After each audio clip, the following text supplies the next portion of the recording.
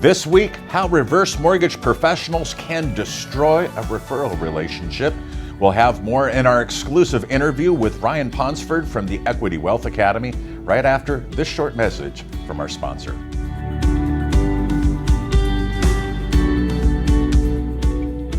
Liberty Reverse wants to help you grow your reverse mortgage business with our proprietary Equity IQ product suite.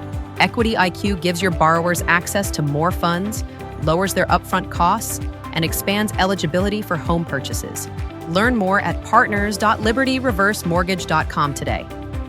This ad is intended for mortgage professionals only and is not a consumer solicitation. PHH Mortgage, doing business as Liberty Reverse Mortgage, is an equal housing lender. NMLS number 2726.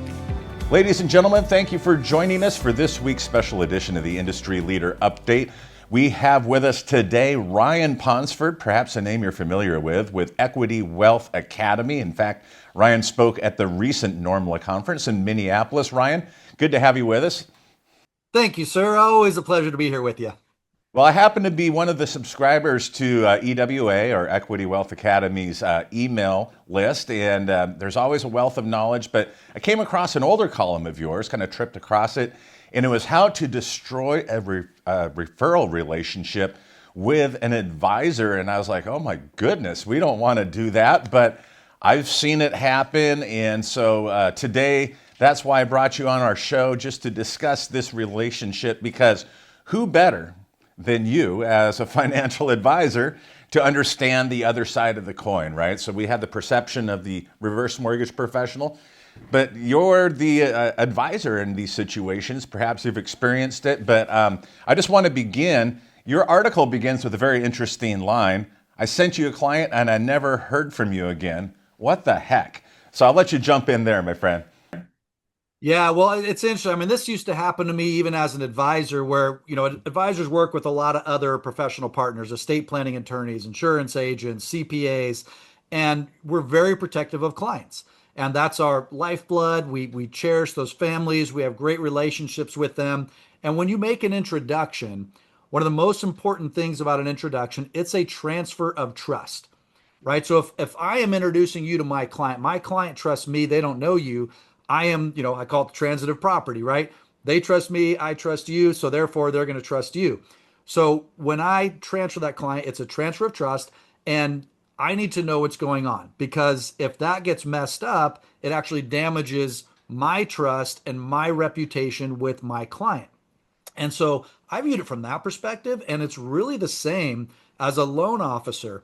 If I send you a client and I don't hear back from you, I don't know what's going on. It could be great, it could be terrible, but there's a lot of potential for really bad things to happen.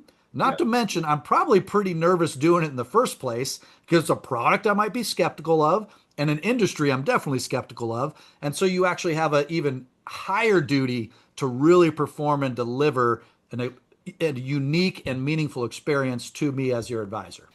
So do you think there's an underlying, maybe even unconscious reason that reverse mortgage professionals fail to contact the advisor, whether it's by phone or email, after they've had that handoff? So they referred you a client for a reverse mortgage, you do a consultation, maybe you've even taken an application, it's in process, or maybe there's a stalling of certain papers that have to be turned in and documentation, whatever it may be. I think it could be a couple. I mean, to some extent, maybe they're just nervous to bring it up and they don't know what they're going to find out. Some of them are actually nervous to work with advisors, which I think is unfortunate and totally unnecessary. They're no different than the rest of us. They put their pants on in the morning, and once you get to know your business, you're going to add as much value to them as anybody. But I think really the hundreds of loan officers we've worked with, I think one of the biggest challenges, they don't have a definable, repeatable process that builds that into it. Some don't have a process at all. Some at least have a process where they're communicating with their clients throughout the process, but very few have built-in mechanisms to where they are proactively reaching out to referral partners. And it could be advisors, it could be real estate agents, it could be anybody that they're getting business from. And nearly every loan officer we've gone in, we've spent 2-day sessions with loan officers helping them rebuild their business and all the systems and processes that happen, because that consistency is how you're going to build trust, and it's also how you're going to scale your business.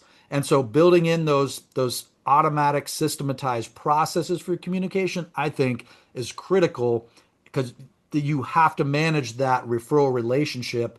Like that's more important to you sometimes than the client. And that's your lifeblood that needs to be part of the built-in process that you have with clients. A good point. I've taught it myself, and I've heard other mortgage professionals teach a system of Tuesdays and Fridays, for example. You call your client and your advisor, and whether it's nothing's changed, great. Hey, Ryan, I just wanted to let you know that Mrs. Ford is still in the process. Nothing's changed yet. I'll be in touch again Friday. And also with the client, it also helps them not be as nervous, both the advisor and the homeowner, because they know on Tuesday and Friday, I'm going to hear from my loan officer.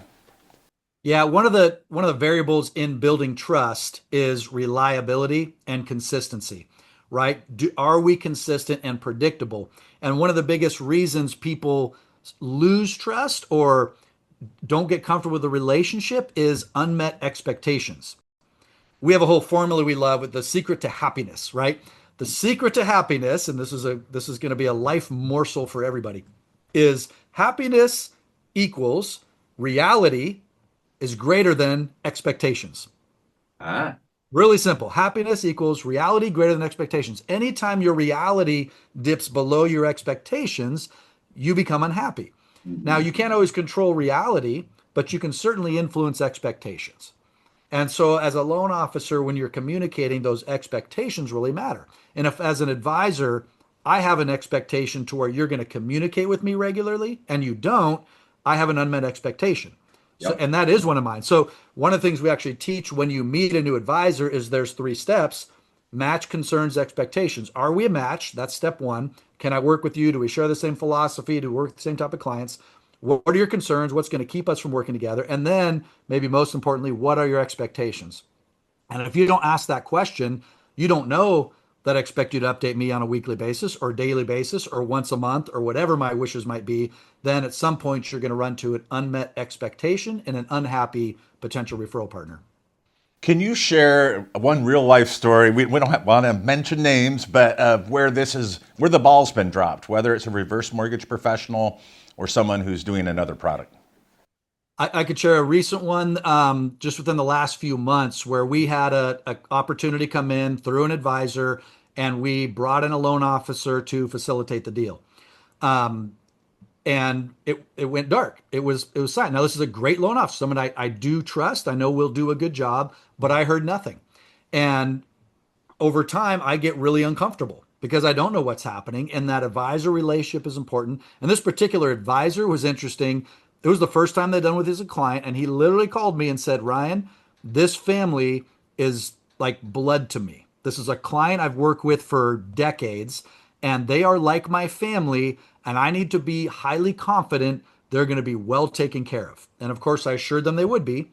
But how do I control or influence that experience? I heard nothing. So I had to constantly reach out to the loan officer. At one point, I said, hey, this is not acceptable. Oh, sorry. I'm busy. I've got this, but it's all going great. Okay, what does all going great even mean?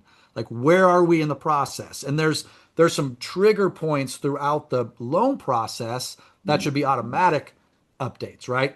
Application taken, big ones in appraisal. Yep. That's where emotion really comes in and thing can go sideways on you quickly. That's probably one of the most important things, because if there's one time I'm getting a call from my client, it's when they're working with the loan officer. They just got the appraisal back. No matter what it says, high, low, met it, they're calling me to say, hey, checked out my appraisal. It was higher than we thought. Isn't that great? Update my plan to show my new wealth. Or it's lower. Holy crap, this guy thinks my property isn't worth as much as they said it was. What's wrong with them? Who's this, joker you sent me to that doesn't know how to value a home? And now I've got to be able to manage that experience for them as well. But if Yeah. I know nothing, then that's not healthy. I can't even help the loan officer in that case. So how did that situation resolve, if I can ask? I mean, I would say it didn't, to the extent that I will never send another opportunity to that loan officer. Um, it resolved. The client was okay. They were taking care of, the loan closed. That's the extent of what I know.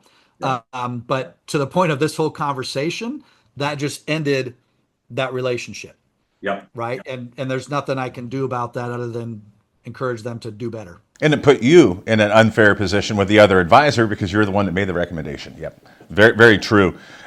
What you mentioned the five particular key points in a referral relationship. Can you summarize those for our viewing audience? Yeah, so let's hit on a few of these. I mean, at the end of the day, people do business with people they trust. Yep. That is the most important thing. We just spent 2 days with a team in Arizona, again, kind of rebuilding their whole process. And at Right. the end of the day, the entire thing was built around how do we establish, communicate, accelerate, and maintain trust. And those who have been around me a while know I have a whole formula that I've used for trust. It's not one I invented, but it's C plus R plus I divided by SO. And it's really four key variables to creating trust. And it's your competence, your reliability, your intimacy, and then your self orientation. So, are you good at what you do? Do you deliver what you say? Can I connect with you as a human? Can we be vulnerable with each other? And then, are you looking out for your own interest or mine? And anytime you're doing, whether it's marketing, emails, anything in your process where you have a chance to enhance any of those four variables, which if you're intentional about it, you can, that's what accelerates trust. Every communication interaction should be around that building and establishment of trust. So as we close, is there one thing that a reverse mortgage professional could do this week or, okay, maybe after Thanksgiving, right, to become increasingly a go-to referral partner? You know, again, I've worked with a lot of loan officers. There's a couple really key things, and I've gotten to the point where I think I just okay with offending people. I've been trying to walk this line. Is it okay to offend people in this? And so I'm going to say some things that are general in nature, isn't going to apply to everybody. But for the most part, this is sad. Most reverse mortgage people can barely explain how a reverse mortgage impacts a retirement plan. They can sometimes explain the features of a reverse mortgage. Very few have the competence to explain and articulate the mathematics of line of credit growth, the impact that has. You know, they have some basic words they can use, but they don't have teachable understanding. And if you don't have understanding at a teachable point, you're not going to be able to teach an advisor because they're going to have questions that you're incapable of answering. And the minute an advisor thinks they know more about something that they know nothing about than you do, you're done. And so, you know, that first step of building your competence, I think the entire reverse space is woefully undertrained. And I don't blame the loan officers for that. I blame the industry. I think the industry has absolutely dropped the ball in teaching their people how these things work in most cases. We've got the, okay, you can't make your ends meet, you can't pay your bills. Cool, we got that down. You have no other choice. We can do that for you. But anything outside of that, which in my opinion is the bell curve of most people in retirement. Yep. Right? If you think of a retirement bell curve, you've got, you know, a small sliver that are struggling, have nothing. They're really at the, you know, last resort point. And then you've got the people that have plenty of wealth, never going to be an issue. Like those aren't the people to target. That's not the missing link. It's the giant bell curve of people in the middle that have, you know, they might have $1 million in liquid assets. They look okay on paper, but when you start doing the math on how we can improve their outcomes in retirement, extend cash flow, give them liquidity if there's an emergency, better outcomes for the kids, like the risk mitigation opportunity. If you can't have that conversation, you're missing out on the bell curve, the biggest chunk of clients that are out there. Yep. And my opinion is, as an industry, we've missed it. I would challenge leaders, institutions, companies, enterprise, fix it. Like get better tools, resources, and training for your people. It doesn't exist. But the part of the problem is, you know, we don't have enough. There's not enough loans being done to create the economics and capital to invest in that, which is a whole nother issue. But so that's my first thing: be competent. The second, and again, this is going to sound cruel, but there's a lot of people that just don't have a professional persona. Again, not everybody, but you have to have a professional persona. You have to approach this. If you want to work with advisors and professionals, you have to operate like a professional. You have to look the part, dress the part. Sadly, that's part of it. But you need to show up and be almost a mirror of how they come across in the marketplace. So if they're, suits, ties, you might need a suit and tie. Now, I'm not a tie guy, but there's certain people you're going to attract. And if you want to attract people, you kind of need to be similar to them. Or just, think about who you're going after. Excellent points. Well, the good news is if you want to increase your competence, that's exactly what Equity Wealth Academy focuses on and delivers for reverse mortgage professionals. And Ryan, I understand there's a special. We do. We're just rolling out this Black Friday special, and this is geared toward people in the reverse space or people that might be in the traditional space wanting to add reverse mortgage to their business, to their toolbox. And we spent a bunch of time trying to figure out, okay, what is it that it takes for somebody to be successful? And can we design something that's a one and done? They make one investment and it's going to tee them up for 2026.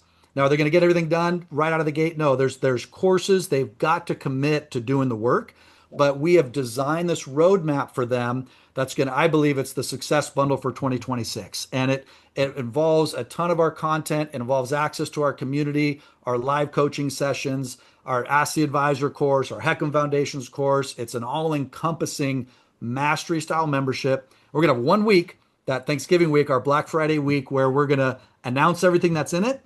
We're whacking the price essentially in half. I don't know if I'm supposed to say that yet. I guess it will, because it'll be live when this comes out. But we're going to do a massive discount for 1 week only, just to try and tee people up for success. For those that want to commit to this part of their business in 2026, we'll do this once. I think it'll be a really cool opportunity. We're excited about it, and we're committed. We're starting to now see, we've been, again, this academy is sort of new. We're a year into this. And now that we're there, we're seeing the people that have gone through the work and doing it, they're achieving success. Like advisors, it's clicking. They're going to FPA meetings. They're getting appointments. They're getting deal flow. Yeah. And it's working. And that's been the greatest testament for me to see as we're doing our live. We have a Friday live session where people come in and ask Hank and I questions. And they're coming in saying, holy cow, it works. Like I did the stuff and it worked. Like mind blowing. So we've tested it. It works. And I'm excited because there's so much opportunity for this industry to thrive. And I so want to help people see it, taste it, believe it. And then at the end of next year, be able to look back and say, holy cow, I'm so glad I did that. 2026 was mind blowing. I've got, 10 advisors sending me 4 to 6 deals a year. That's the space we all want to get. And I believe we've got the map to help them get there. Well, as you've often said, competency breeds confidence. And so, folks, there's a QR code on the screen right next to Ryan. So just grab your phone and scan that QR code. It'll take you to the page for that discount. Black Friday, you can invest in a toaster oven, or an air fryer. We love those, right? But maybe perhaps this year, give yourself the gift of investing in yourself, in your business as a reverse mortgage professional. Ryan, as always, it's great to have you as a guest on the show. We'll have you back again. We're certain of that. Thank you very much, and we look forward to seeing you soon. Thanks, Shan. Appreciate all you do for this industry. You are a beacon of light and truth, so let's keep it going. There's so much to be done, so I'm excited. Thanks much. Well, thank you very much, folks. That concludes this week's episode. If you'd be so kind as to share this episode on your LinkedIn network, we always appreciate that. Don't forget, we have a YouTube channel. Be sure to subscribe. That way you never miss any of our latest content. And each and every week, we curate some interesting reverse mortgage stories on our weekly podcast, Heckam World Weekly. You can listen or watch. Listeners can subscribe and listen on Apple Music and Spotify. Thanks again for joining us, and be sure to return next week for more reverse mortgage news, commentary, and analysis. Yes, you guessed it. You'll only find right here at Heckam World. Have a great week.